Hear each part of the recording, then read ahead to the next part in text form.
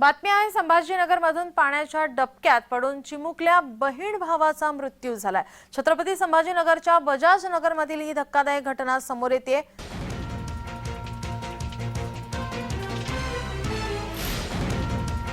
पाण्याच्या डबक्यात पडून चिमुकल्या बहीण भावाचा मृत्यू झालाय।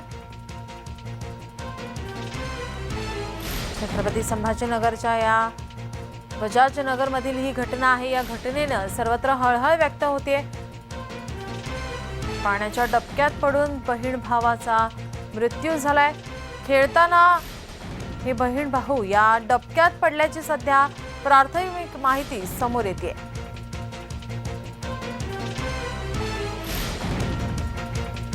छत्रपती संभाजीनगरमधील ही धक्कादायक घटना, पाण्याच्या डबक्यात पडून चिमुकल्या बहीण भावाचा मृत्यू झालाय। या ठिकाणी खेळत असताना अचानक हे दोघे या डबक्यामध्ये पडले आणि या डबक्यामध्ये साचलेल्या पाण्यामध्ये पडून या चिमुकल्या बहीण भावांचा मृत्यू झालाय। अतिशय दुर्दैवी घटना आहे। या घटनेने सर्वत्र हळहळ व्यक्त होतीये।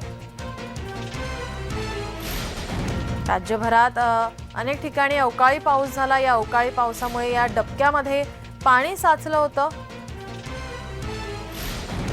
आपले प्रतिनिधी विजय चिडे आपल्यासोबत फोन लाईन वरून जोडलेले आहेत। विजय, काय अधिकची माहिती? नक्कीच मिलन, हा प्रकार जो आहे तो छत्रपती संभाजीनगरचा बजाज नगर येथे घडलेला आहे। दोन चिमुकले जे आहे बहीण भाऊ हे शाळा सुटल्यानंतर काल थोडं घराबाहेर जे आहे खेळत असताना त्या ठिकाणी जे आहे ठेकेदाराकडून मुरुम उत्खनन करण्यात आलं होतं। त्यामुळे त्या ठिकाणी जवळपास 5 ते 7 फुटाचा जे गड्डा त्या ठिकाणी पडला होता आणि मागील आठवड्यात जे आहे अवकाळी पावसाने हजेरी छत्रपती संभाजीनगर मध्ये लावली होती।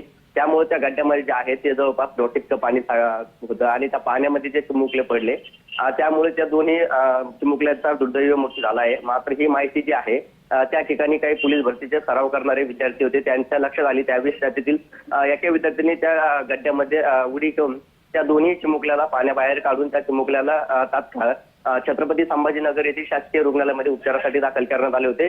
मात्र त्यानंतर डॉक्टरांनी त्या दोन्ही चिमुकल्याला तापसून मृत घोषित केले। मात्र ज्या ठेकेदारांनी या ठिकाणाहून मुरुम उत्खनन केलं होतं त्या ठेकेदारावरती आता वाळू जमाडीसी मध्ये जे आहे विविध कलमाखाली गुन्हा दाखल करण्यात आलेला आहे। नीलम, नक्कीच आपण पाहतोय की याच्यावरती आता आणखीन प्रशासन काय कारवाई करणार आहे का?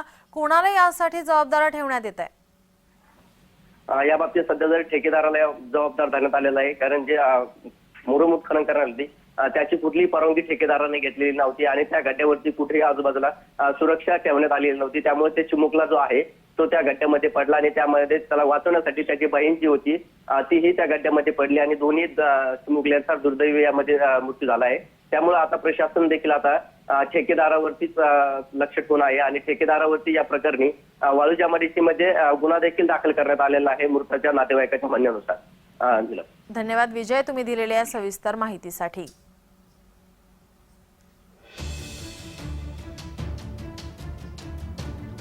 संभाजीनगरमधील अतिशय दुर्दैवी घटना, पाण्याच्या डबक्यात पडून बहीण भावाचा मृत्यू झालाय। ठेकेदाराला या दुर्घटनेप्रकरणी जबाबदार धरण्यात येत आहे।